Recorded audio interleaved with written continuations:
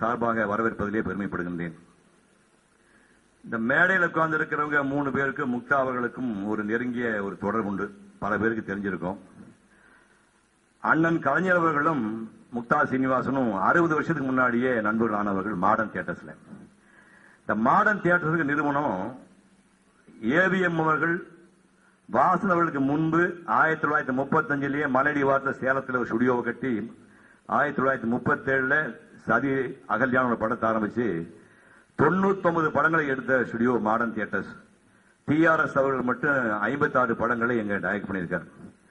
அந்த டிஆர்எஸ் அவர்கள் மந்திரிகுமாரிங்க ஒரு நாடகத்தை பற்றி கேள்விப்பட்டு அப்ப ஸ்டுடியோல டைரக்ட் பண்ணிருந்த எலிசா டங்கன் அவர்களையும் முக்தா சீனிவாசன் வந்து எலிசா டங்கனுக்கு அசிஸ்டண்டா இருந்திருக்காரு. 2 பேர்த்தையும் மாயவரத்துக்கு அனுப்பி KM ரத்னம் நாடகம் போட்டிருக்காரு. அந்த நாடகத்தை வந்து பார்த்துட்டு வர செல்வம் டிஆர்எஸ் அனுப்புறாரு. குண்டலகேசிங்கிற இலக்கியத்தை அடிப்படையா வச்சு எழுதப்பட்ட அந்த மந்திரிகுமாரி நாடகம் நடந்துட்டு இருக்கு. இந்த நாடகத்துக்கு வந்து அந்த திரைக்கதை வடிவத்தை ஆங்கிலத்தில் எழுதி முதல்ல கொடுத்தாச்சு. நாடகம் நடந்துட்டு இருக்கும்போது ஒவ்வொரு காட்சியை வந்து ஆங்கிலத்தில் மொழிபெயர்த்து முக்தா சொன்னாரு. அதை பார்த்துட்டு எலிசா டங்கன் நேரம் வந்து டிஆர்எஸ் சொல்லும் போது இந்த கதை ரொம்ப பிடித்து போய் அதை படம் எடுக்கலாம் என்று முடிவு செய்கிறார்கள். 1949 டிசம்பர் மாதம் 1ஆம் தேதி அந்த படத்தை அக்ரிமெண்ட் போடுறாங்க. அந்த படமா எடுக்கிறதுக்கு 10,000 ரூபாயும் தொடர்ந்து அதிலே அந்த மாடர்ன் தியேட்டர்ஸை பணிபுரிவதற்காக கலைஞர்களுக்கு 500 ரூபாய் மாச சம்பளம் அந்த கொடுத்து அவரை ஒப்பந்தம் செய்கிறார்கள். டிஆர்எஸ் வந்து ரொம்ப ஒரு கிட்டத்தட்ட ஒரு செமி சர்வாதிகாரி மாதிரி ரொம்ப கண்டிப்பான மனுஷன். அதாவது ஜாகவல பிரதாபன், ஆரியமாலா, உத்தமுத்தன் போன்ற படங்கள் பிரம்மாண்ட படம் நடிச்ச PU சின்னப்பா 2 நாள் ஷூட்டிங் வரலன்னு தெரிஞ்ச உடனே சின்னப்பாவை தூக்கிடுப்பா அப்படின்னு சொல்லிட்டு சுலோச்சனா படத்தை இவரே படம் பூரா போட்டு நடிச்சார் டிஆர்எஸ். அப்படி ஒரு கண்டிப்பான ஒரு மனிதர். அவர் எதிரில் யாரையும் உட்கார வைக்க விட மாட்டார். நடிகனா இருந்தாலும் டைரக்டரா நின்றுதான் பேச, இவர் மட்டும் கால் மேல உட்கார்ந்துப்பார் டிஆர்எஸ். அந்த டிஆர்எஸ் முன்பு 500 ரூபாய் சம்பளம் வாங்கின காலத்திலேயே சேர் போட்டு அமர வைக்கப்பட்டவர் கலைஞர் அவர்கள். அந்த மரியாதை ஒருத்தர் தான் கிடைச்சது, யாருக்குமே அது கிடைக்கிறது இதுவரை கிடைக்கல. அப்படி ஒரு மரியாதை பெற்றவர். அங்குதான் கண்ணதாசன் அவரோடு இவருக்கு தொடர்பு ஏற்பட்டது. சண்டமாரதம் என்று பத்திரிகை நடத்திட்டு வராரு. அந்த பத்திரிகையில் ஆசிரியராக வந்து கண்ணதாசன் இருக்கிறாரு. இந்த அரும்பு மீசையும் இப்பவும் மீசை வச்சிருக்காரு. இந்த அரும்பு மீசையும் அரையறையான கிராப்பும் அடுக்கு மொழியும் பகுத்தறிவு வாதமும் கண்ணதாசன் இருக்க போய் ஆணை காதல் கொண்ட காலத்திலே இவர் 2 பேர் சிறந்த நண்பர்களாகி 1949 செப்டம்பர் மாதம் 17ஆம் தேதி திராவிட முன்னேற்ற கழகம் துவக்க அங்கே ராயபுரத்தில் ராபின்சன் பூங்கா அதை கலந்துக்கிறதுக்காக கலைஞர்களும் கண்ணதாசன் நேராக புறப்பட்டு வராங்க.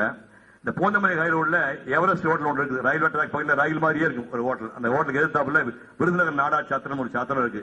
சத்திரத்தில் ரூம் போட்டு 2 பேரும் தங்குறாங்க. மத்தியான சாப்பாடு சாப்பிடுறாங்க. சாப்பிட்டு சாயங்காலம் நிகழ்ச்சிக்கு போறாரு. தோகோடா நிகழ்ச்சி நடக்குது. முடிஞ்ச உடனே அண்ணா சொல்றாரு, நான் அண்ணாவோட பேசிட்டு வரா, நீ போப்பான்னு சொல்றாரு. உடனே கண்ணதாசன் வீட்டுக்கு வந்து படுத்துறாரு ரூம்ல. நிகழ்ச்சி முடிஞ்சு 2 மணிக்கு இவர் வந்து கதவை தட்டினா அசந்து தூங்கிட்டு எழுப்பவே இல்லை. தட்ட பக்கத்துல வந்து யோ தூங்க உயரம் வாங்குற சத்தம் போடுறான். ஒரு வழி சமாளிச்சு எழுப்பி உள்ள போய் பார்த்தா மத்தியம் சாப்பிட்டு வச்ச பிளேட் அப்படியே டேபிள் மேல இருக்குது, அந்த பெட்டி மேல இருக்குது. அந்த பிளேட்டை தூக்குனா பிளேட் கடிதான் நடுக்கு பழுவழு நடுக்குது. என்ன பார்த்தா கட்டுவரியும் பாம்பு, கருநாக பாம்பு. அந்த பாம்பை தூக்கி போட்டு குரலை கொடுத்து சிப்பந்திகளை வந்து அடிச்சு போட்டு கண்ணதாசா பயமா இருக்க பாட்டுக்கணும், அதை ஒன்னும் பயப்படாத பேசாம அங்கேயே பாட்டுன்னு சொல்லிட்டு கண்ணதாசா சூப்பரா அதே தூங்கிட்டாரு. பட்டி வரைக்கும் உட்கார்ந்து இருந்து வெளியில பிறந்த உடனே சேலத்துக்கு புறப்பட்டு போறாங்க. சேலம் வந்து காலை 7 மணிக்கு புறப்பட்டா 7 மணி நேரம் ஆகும் சேலம் போய் சேரும். காலை 7 மணி சாயங்காலம் 7 மணிக்கு போகும். போகும்போது கலைஞர் என்ன பண்றாரு, பர்ஸ்ல இருந்து பர்ஸ் கையில் கொடுத்து கண்ணதாசன் டிக்கெட் வாங்கி ரயில் டிக்கெட் சொன்னார். பர்சுக்குள்ள உள்ள காசு 3ஆம் வகுப்புல 2 டிக்கெட் வாங்கலாம், 3 பேர் சாப்பாடு 2 பேருக்கு, அவ்வளவுதான் காசு இருக்கு. இந்த மனுஷன் நேரா போனது கண்ணதாசன் புரியா செகண்ட் கிளாஸ் டிக்கெட் 2 வாங்கிட்டு உள்ள பர்ஸ்ல காசு தீர்ந்து போச்சு. வந்த பர்ஸ் பார்த்தா காலி. என்னையா பண்ண செகண்ட் கிளாஸ் டிக்கெட் வாங்கினையோ சாப்பாடுக்கு என்னையா பண்ண, எங்கிட்ட 2 நாளுக்கு பாத்துக்கலாம் அப்படின்னாங்க. அடா பாவி இப்படி பண்ணிட்டியான்னு ரயில் ஏறி உட்கார்றாங்க. ரயில் ஏறி உட்கார்ந்தோம்னா ஒரு வாழ்ந்து கிட்ட ஜமீன்தார் ஜோலாப்பட்ட ஜமீன்தார் அவர் அந்த ரயில்ல வராரு. இவங்க காலையிலே பசி உயிர் போகுது. அவர் நீட்டா ஆப்பிள் பழத்தி ஆஞ்சு போய் சொலையா வெட்டி சாப்பிடுறா தம்பின்னு ஒரு வார்த்தை கேட்கவே இல்லை. இப்படியே பசியோட வந்து மத்தியானம் சாப்பாடு நேரத்துக்கு ட்ரெயின் நிக்குது. தம்பி சாப்பிடுறீங்களா கேட்கிறாரு. அதுக்குள்ள சாப்பாடு வந்து அவருக்கு தட்டு வருது ஜமீன்தாருக்கு. இவங்க 2 பேரும் நாங்க சாப்பிட்டு வர வச்சு நேரம் கீழே இறங்கி போய் கையில காசு 2 நாள் தான் கையில் இருக்கு.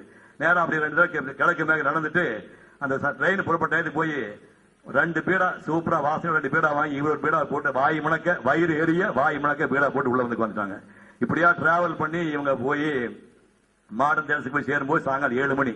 திருவாரூர் வந்து அஞ்சும் அம்மாவும் துணைவார் அங்க வராங்க, கட்டிச்சாங்க கொண்டு வந்திருக்காங்க. ரயில்வே ஸ்டேஷன்லயே கட்டிச்சாந்த பிரிச்சு 2 பேர் சாப்பிட்டு போயிருக்காங்க.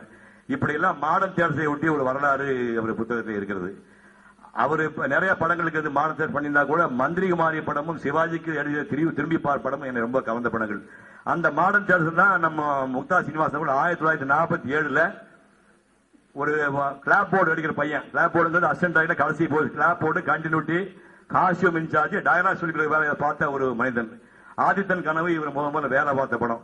அது ஆரம்பிச்சு ஆதித்தன் கனவு ஒரு 3-4 படம் பண்ணிட்டு சந்தலாகா படத்துக்கு வடிவமைத்து கொடுத்த கே ராம்நாத்துக்கு ஒரு மேதை அவர்கிட்ட ஒரு 4 படத்துக்கு ஒர்க் பண்றாரு.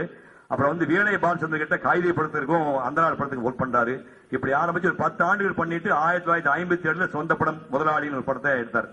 முதலாளிக்கு அப்புறம் தாமரை குளம் ஒரு 3-4 படம் பண்றாரு. படம் பெருசாக ஓடலை. அதுக்கப்புறமா 1960 சொந்த படம் ஆரம்பிக்கிறார். சொந்த படம் ஆரம்பிச்சு பனித்திரைன்னு தொடர்ந்து 41 படங்களை அவர் பண்ணியிருக்காரு.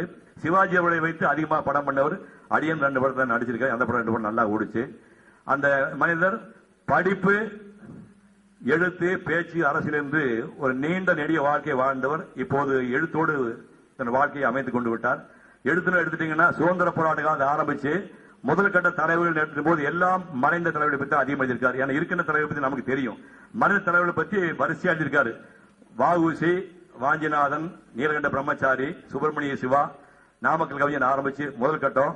2வது சத்தியமூர்த்தி, காமராஜர், பெரியார், அண்ணா, ராஜாஜி, இப்படி ஒரு அடுத்த கட்டம். இசையமைப்பாளர் சொன்னா மகாராஜபுரம், திருவாரூரை ராஜதனம் பிள்ளை, அரியக்குடி ராமானுஜம், எம்.எஸ். சுப்பலட்சுமி, எம்.எல்.வி., இப்படி அந்த ஒரு வரிசை எழுதியிருக்காரு. திரைப்படத்தில் எடுத்துட்டீங்க சொன்னோம்னா MKT., PU. Chinnappa, SG. Kittappa, TR. Mahalingam, KB. Sundarambal, அப்படி வரிசை இப்படி வரிசையாக கிட்டத்தட்ட 50க்கும் மேற்பட்ட புத்தகங்கள் எழுதியிருக்கிறார்.